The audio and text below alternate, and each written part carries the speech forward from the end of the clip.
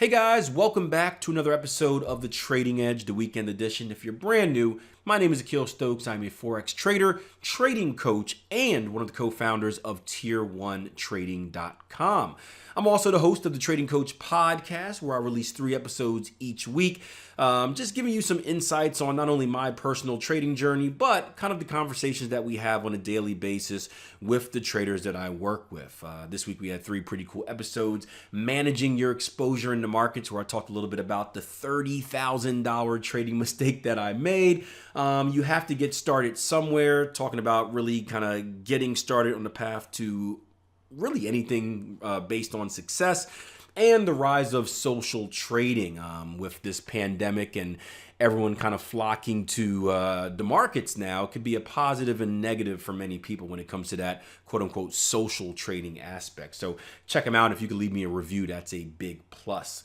In today's video, we have a handful of pairs I want to take a look at. We're going to focus bigger picture. As you're well aware of, the markets really haven't done too much. A lot of our analysis today is going to be the same exact or very similar to the analysis that we did throughout the week in the live room, and maybe even that we did in last week's Trading Edge video. But again, the purpose of this video is to give you a general outlook, bigger picture, and then of course we'll dive into the details throughout the week on the platform. So let's get started first with the pound dollar. Now, if you've been paying attention to this video on a weekly basis, you know that my bigger prediction for the pound dollar was a move up to this level right here, right? We're in a bearish move overall, but the most recent move within that bearish move, right, was a higher high, higher close. We were looking for a pullback and an extension up to this level, structured as a 127 Fibonacci extension, and some other Fibonacci influence hiding up there as well. Again, if you're watching this video on a weekly basis and staying up to date with what we're doing in the live rooms each day,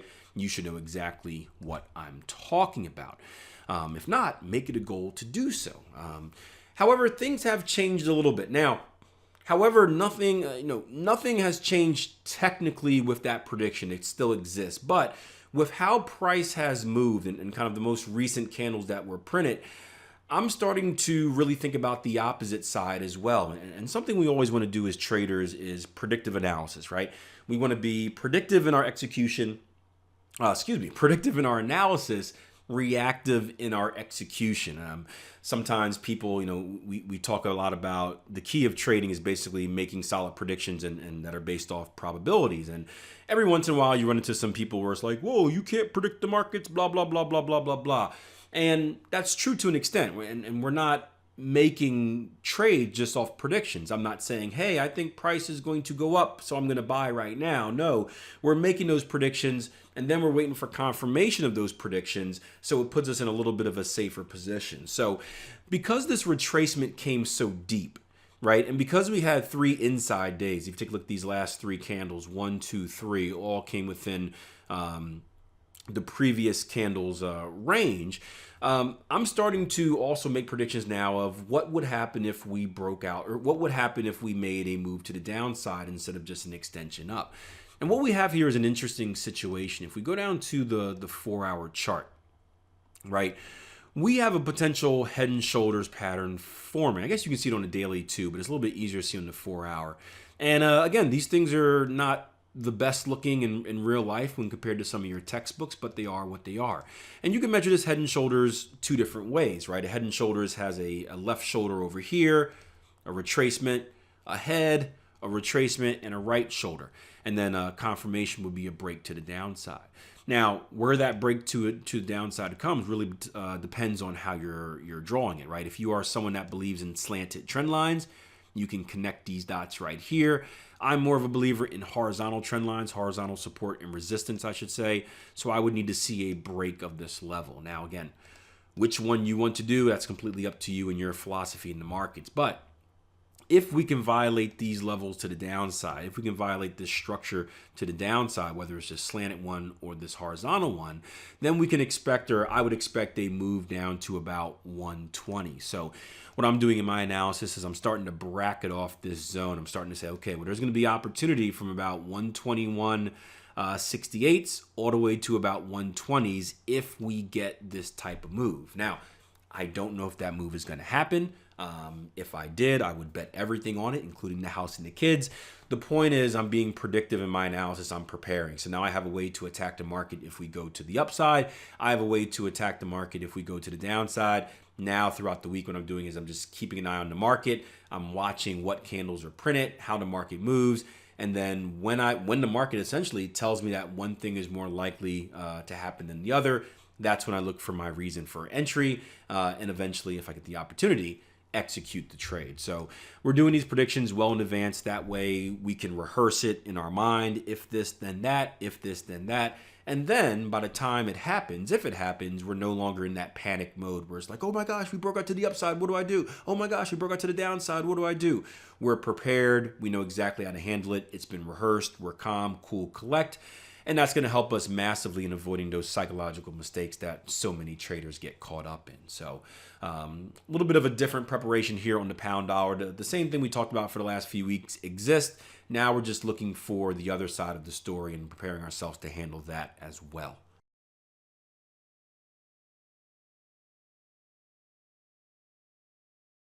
The next pair that we're going to take a look at here is going to be the Aussie Canada. And you can see Aussie Canada has been kind of slow and boring, and we've been drifting to the upside, right? After making this strong impulsive move here, we've kind of just shuffled our way up. And although this is nasty and boring looking price action, it's actually a pretty decent simple pattern formation called a rising channel. It's hard to see right now. I guess I should look at this to see if it's exact, but we did have some bearish diversions on our RSI as well. That's the relative strength index here as well. More importantly is not the pattern. The pattern is important because it allows us to make a prediction, right? With this type of prediction or this type of pattern formation, I would be looking for relief. So think about, something running with a lot of momentum, a very high slope, and then it starts to kind of tail off a little bit. What would you expect happens after that, right? A little bit of relief. Throwing a football in the air, right? When you first throw it in the air, it has a lot of momentum. Once it kind of reaches its apex, it flattens out, and then it starts to work its way down. Speaking of football, my Dallas Cowboys had a very good draft. I'm very excited about that. That's why I've got football on the mind. And there's been no sports for the past month, and I'm going crazy. Aside from The Last Dance, which is brilliant. But anyway, more importantly than this simple pattern formation, or what I like to pair with it, because I don't look for anything individually on its own right. One thing by itself really doesn't make too much of a difference in my analysis, but is where it's coming to.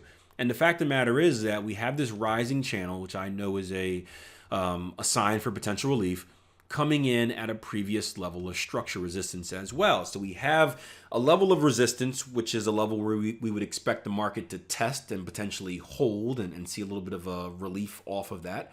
And we have a rising channel, which is a pattern that typically shows us some relief, right? So relief, all in the same area. That's called confluence. Two things giving us the same signal.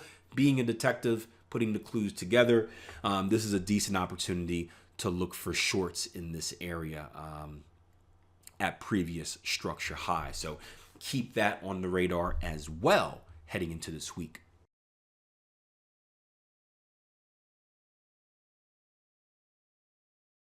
All right, next is the Euro Aussie, and this was a pair I believe we did talk about this in last week's video.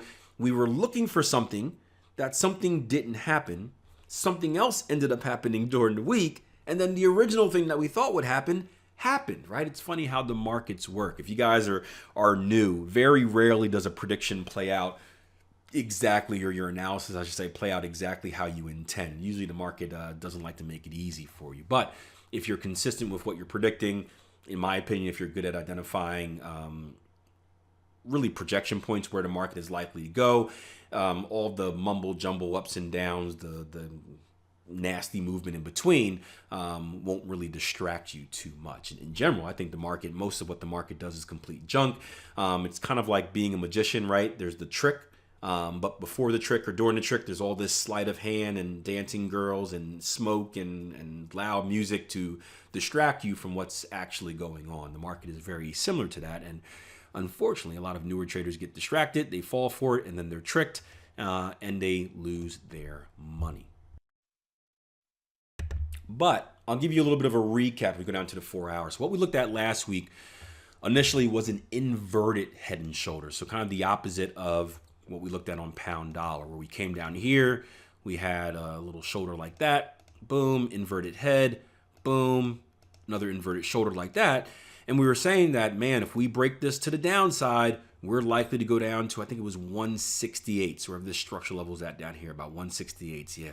And then, of course, after doing all of that awesome analysis, it did not happen and the market rallied up. Now, this is actually a pretty good trading opportunity that we had in the live trading room during the week, another structure-based trade right in this area that really played off more than I expected. I predicted just to move down to this middle line, and obviously we smashed through.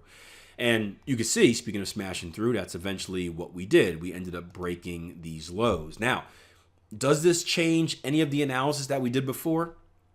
Not really. I mean, yes, I guess technically the inverted head and shoulders didn't fail, but even if it did, nothing structurally changed our position. So this is why it's so important for you guys that are new to the platform, and I know our veteran traders are working hard with you a lot on pleading with you not to rush through the courses, because if you don't understand the basic elements of price movement, how to read a price chart, how to make predictions, what counts as a violation, what doesn't count as a violation, you're going to be lost going forward. And if you look at this right now, was anything ever violated as far as the predictions that we would make on that move to the upside? No. So although maybe the specific of that inverted head and shoulders didn't work out the way you wanted to, nothing should have changed in your predictive analysis, right? Again, it's the market trying to give you this sleight of hand and fool you around. So we did it the hard way, but eventually you broke to the downside, and now we're putting in a little bit of consolidation, right? Kind of a low and tight flag pattern here, which is a great sign for a breakout. We're not at a particularly great sign as far as expecting a move downward. We're kind of in the middle of a kill zone. If you look at this area right here, it's not like we're in the middle of it, so it wouldn't surprise me if we consolidate and maybe reversed here. But we also could go lower.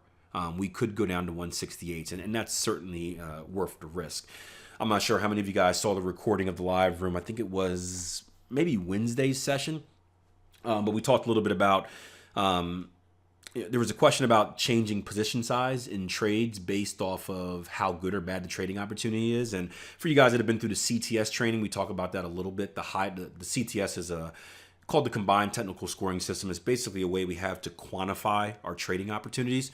So it's points based. So let's say that you have different ways of analyzing the market. Each kind of technical thing you're looking for has a different point value to it, right? So let's say the minimum for you to take a trade is 3 points. You need at least 3 points in the market to take a trade. Well, maybe trading opportunities that have a score from 3 to 5, those are counted as they're valid trading opportunities, but they're not the best. So maybe you trade a quarter of a position for that. Trading opportunities that are maybe 5 to 7, right? Those are better trading opportunities, a higher score. Maybe you trade a half position. Trading opportunities that are maybe 7 to 13, those are your grade A trading opportunities. Maybe you trade a full position, right? So that's kind of an example of how you can adjust your position size, I guess, per the strength of the signal. Now, I don't personally do that. I don't think there's anything wrong with doing that, but it's not something I use. I prefer to adjust my entry and my risk reward, where the better the trading opportunity I have, the more aggressive I am in getting involved. The worse the trading opportunity, the more confirmation I need, right? So for you sports bettors out there, if it's like a no-brainer game, you're likely to be more aggressive with your bet, maybe bet earlier in the week. If it's one where it's kind of up in the air, you may need to wait for more confirmation before placing that bet. Not one of my best analogies, but hopefully that gets the point across. So anyway, right, so we have a low and tight flag right here. Let's go down to the hourly. We'll make it a little bit more. We can stay on here.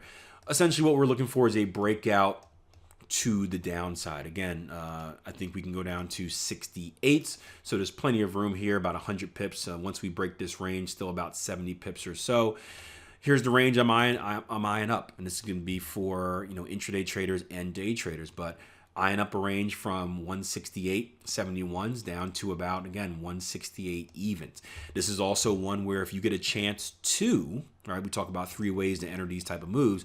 If you get a chance to position yourself on the upside of this move, right, you can put yourself in an even better position where you're looking for something like this, right? You got a stop loss right above that breakout because you know if it breaks out above there, you're wrong for this specific type of entry. And you can see that risk reward opens up a lot more. By the way, if you guys are brand new, this is TradingView that I'm using. I get asked this question all the time because they have this cool little risk reward thing. I was asked a question the other day if MT4 has it, MetaTrader. I do not know. I'm not a MetaTrader user, but if someone wants to leave a comment in the comment section below saying if MT4 has a similar tool that gives you a visual look at kind of your risk and reward and how you can get to it, that would be helpful because I'm just very bad at answering MT4 questions because I'm unfamiliar, and you guys know me. I feel bad if I don't answer a question or a comment. So if you can leave that below, that'd be perfect. That way, those guys watching this video, you can have that answer and know how to draw it. I'm a visual person, so I love looking at this. It's real cool for me. But yeah, so Euro Aussie, still opportunity on this pair going forward. Let's see what's next.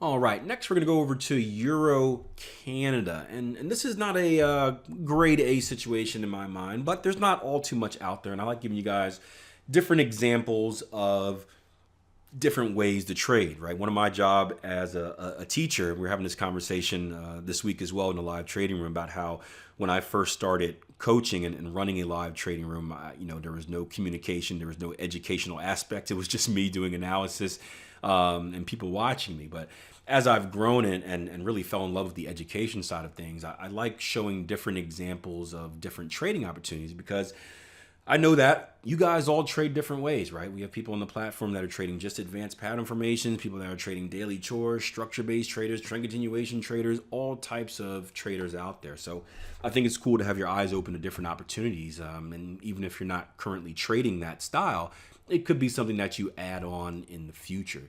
So what I'm looking at here initially on Euro Canada is basically a hold of our previous structure level, right? We came down with this big red candle. We held. We came down again, retested it. You guys know I like the wicks on these candles, tested those lows and had a nice little hold of that level of structure. So that's the first thing that stood out to me on the daily time frame. As we zoom into the 4-hour, right, this reversal signal gets even clearer. Now, it's not perfect.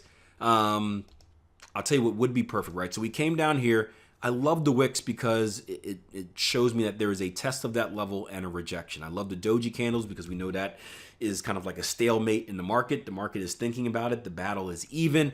What I would have loved right here would have been a higher high, higher close. I think actually maybe we got it. Yeah, actually I think just barely we got a higher high, higher close candle right here. So that would have been a very good entry signal for me. This isn't a pair that's in my portfolio, so I don't actively watch it, but that would have been a very good entry signal for me. However, the initial target area would have been right here, so it probably wouldn't have worked out at all risk-reward wise. But the fact that we were able to get past that level and end the week with a higher high, higher close actually allows me to shoot for the next level higher, the next kind of projection of where we're likely to go, which is going to be this zone right here. Looking at the lows of about 52.98, let's call it 153 even. Looking at the highs of about 153.50s, right? So this 50 pip zone here. And asking myself the question, if price action is going to head up to this level, whoop, then how are we likely to get there? And you guys know my trading style by now. I'm a big fan of the pullback. That's how I like to get involved personally. So we dropped down to an hourly. And you can see a little bit of the funky motion that price made. We came here, we retraced about the 50% level of this candle. We pushed back up, ended the week with a higher high, higher close. If we can get another retracement to this level, very important that we closed above these highs as well. This level right here to the left, if you guys can see this little crosshair is moving. If we can get a pullback, this is going to be an opportunity where you can look for a trend continuation trade, a pullback trade, and an extension up to that 53 level. Again, if we kind of just draw this out with our visual risk reward deal, I have no idea where this pullback would come to, but let's just pretend somewhere in the middle here, right? You can see that stops obviously, or maybe not obviously, need to be below the previous level of structure.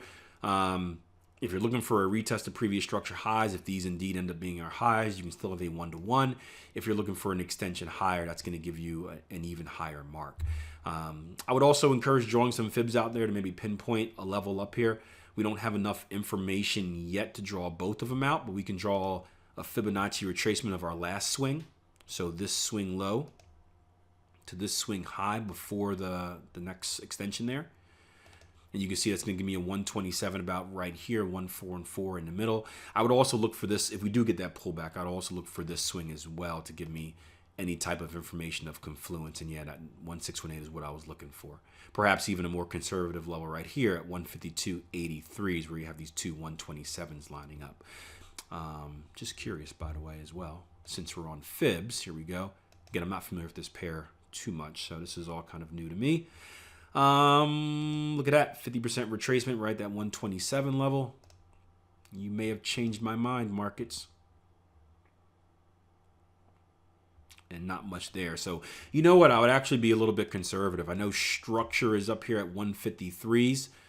Even this 127 is about, what is this at? About 152.78. I mean, in my opinion, I'm not a greedy, aggressive trader to begin with. I'm more conservative. Maybe for you, obviously, you got to do what your plan says, obviously, but it may be worth being a little bit more conservative and shooting a little bit below that structure level, 152, 80s right here, instead of 153s, and you cut down 20 pips, but it looks like there's still about 50 pips of potential profit in there, so not too bad. You're gonna have to make that choice. It all depends on what you value in your analysis. I value structure first and foremost over everything. I do like to look for fibs as confluence. I'm also not very greedy. So two different ways to look at target taking there. Now, earlier this weekend on social media, I put out the question asking, hey, is there anything that you guys want me to take a look at in the Trading Edge video? Because I realized that, on a regular basis, I'm doing analysis for myself, obviously, and for the clients over at Tier 1 Trading.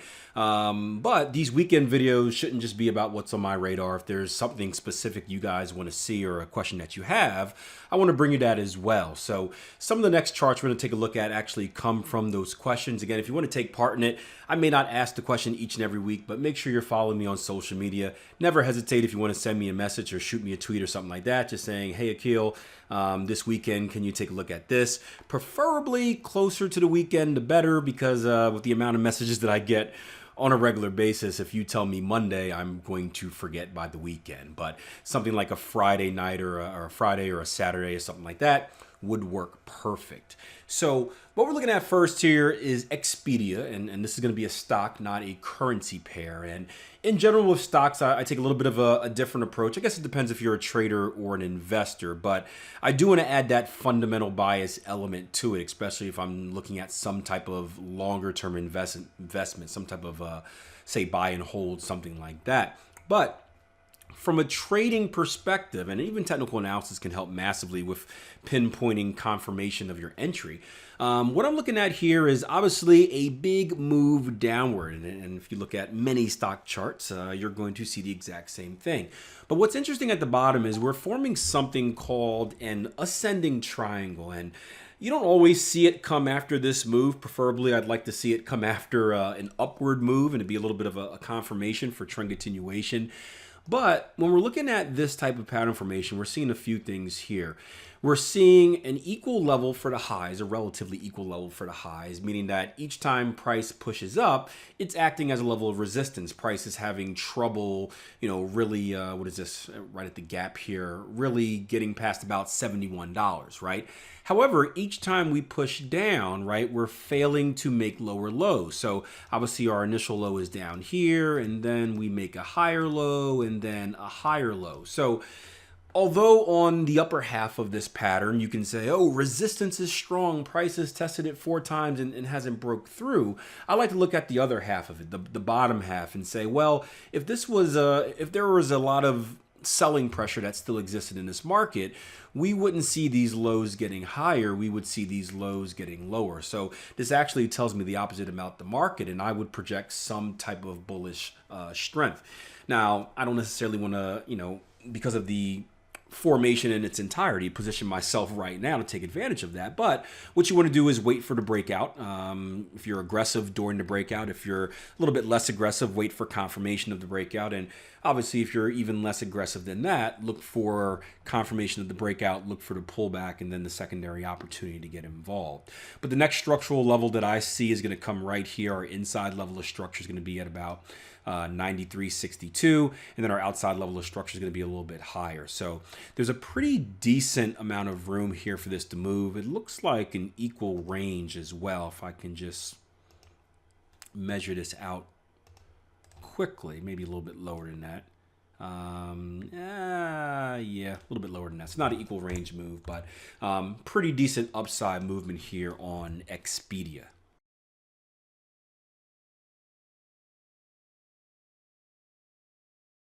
Next, let's head over to the dollar index, right? This is going to be very familiar if you guys have been tracking the euro dollar, because the dollar index is basically the same thing as the euro dollar in the way that it's weighted. But figured we show this because we haven't looked at the dollar index in a while. But here on the daily, looking for a potential advanced pattern formation. Now, I would tell you this. Different markets have different personalities, right? So not all markets work the same with all types of strategies, right? Your trend continuation strategies that you may use in the stock market aren't going to work as good in most pairs in the Forex market because it's more of a consolidative market.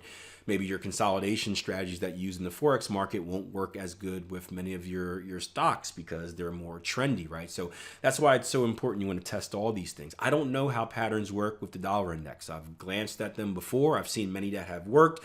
I'm sure I've seen some that haven't worked as well. I just don't know. I never paid attention to it because it's not anything that I trade. I can tell you that in other indexes like the DAX, for example, they work really, really, really well. But again, two different stories. So you always want to either, if you're going to trade it consistently, obviously you always do your testing to make sure it works, or just use it as maybe a piece to the puzzle with other types of analysis. But what we're setting up here on the daily is a potential bat pattern, right? If we take a look at this inside move, this is going to be our X to A. And I know that most of the time we're looking at X to A legs as impulse legs. You're looking at these legs that break previous levels of structure looking left. They can also be legs like this. They can also be inside legs. This is a perfectly valid swing high to swing low. It happens to be a swing high to swing low that is an outside return and not a new structure high to an outside return instead of an outside return to a new structure high, but it still is perfectly valid.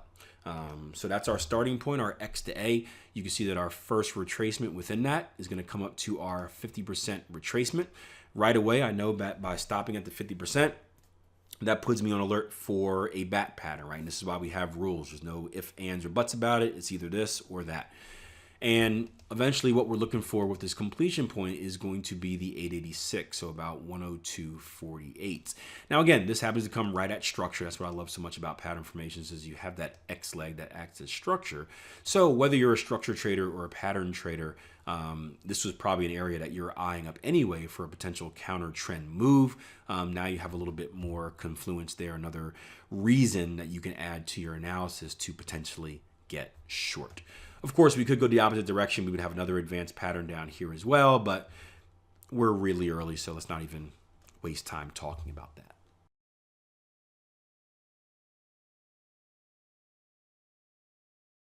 Very similar to the dollar index, again, very similar to the euro dollar, just inversely, is going to be the dollar Swiss. And this is going to be similar type of situation. Again, here's that impulsive move. We technically don't break. I guess we do. We do break structure. This could be an X to A leg in its own right, but the one that we're going to focus on for this pattern formation is going to be this inside move, this initial structure high to outside return. Now, slightly different situation here, and it's all because of what Fibonacci ratios we hit, right? When we take our Fibonacci retracement tool and we measure out our swing high to swing low, you can see in the past, or the previous case, we looked at the 50% level. That's where our movement came to. That put me on alert for a bat pattern. This time, we passed the 50% level, right? So I know that I'm not looking for a bat. I'm going to be looking for a Gartley. If we would have pushed up a little bit higher to the 786, the Gartley would be invalid and we'd have a butterfly or something else on the radar. So again, this is why it's important you go through, when you guys that are new, when you're identifying these patterns, right? Go through the process one step at a time. What is my A leg requirement? What is my B leg requirement? What is my C leg requirement? And literally check it off one at a time.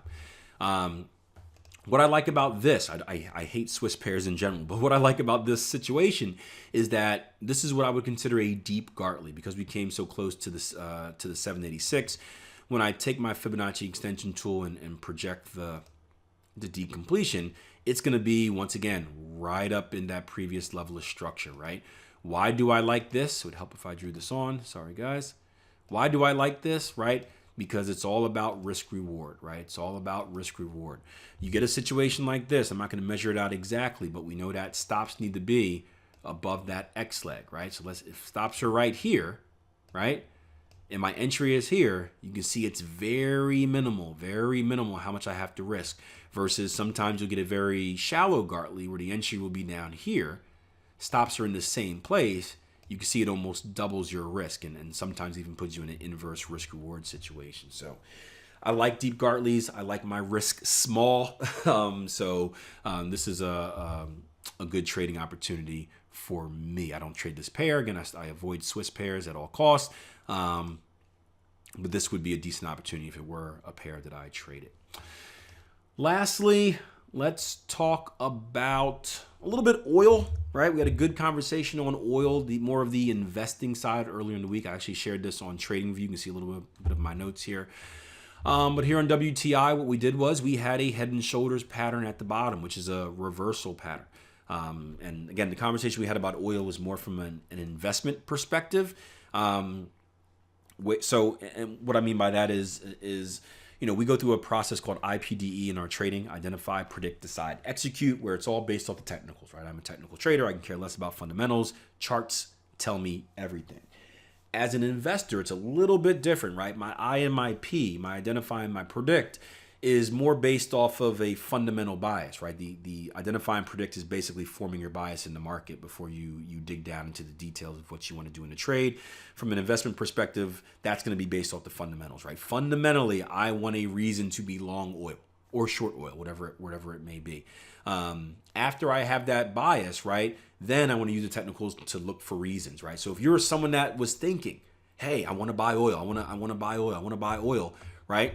Fundamentally, bigger picture, of course, you don't want to be buying it last week. Now you're looking at your chart and you're saying, you know what? This is a head and shoulders pattern. I know that a head and shoulders pattern is what? Say it. Type it below. Is a classic reversal pattern in the market, right? And that's exactly what you're looking for. So this is the technical confirmation that you're looking to team with your fundamental bias to form that trade. And you can see this head and shoulders worked out really, really well, right? Boom. And then we already got our retest, right? I personally like to enter on the retest. We came right back down. Beautiful retest. And then what I posted in the TradingView chart this week was that if we can take out these highs right here, right, that first extension from the head and shoulders, if we can take out those highs, we're most likely to continue up to about these inside structure highs as well. So still opportunity, right? We have a ways to go.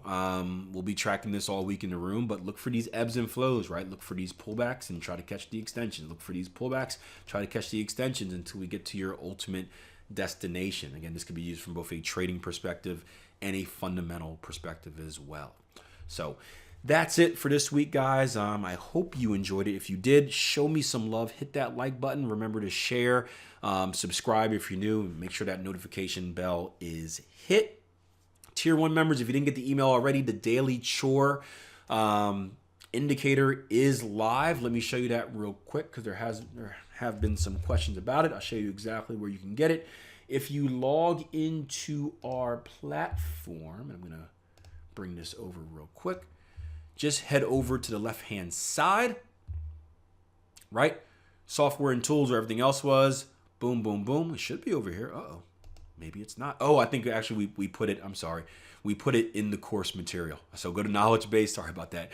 Go to training courses. Go down to, should be in the mastery, strategies to give you an edge. Find daily Chore. Boom. Click on it. Don't make me look like an idiot. Don't make me look like an idiot. Daily Chore software. There you go. Right inside there. You can download it. Instructions on how to do it. And trust me, it's going to be a lifesaver. It's going to save you a lot of time. You guys have already seen me using it with all of the Q&As and the testing conversation that we've been having. So it's available. It's live for you. Check it out. I'll see you guys, YouTubers. I'll see you guys next week. Tier 1 traders, I'll be on the platform this weekend. I'll see you in Monday's Q&A session. And until then, plan your trade your plan. Ugh, always butcher it. Stay safe, you guys, and take care.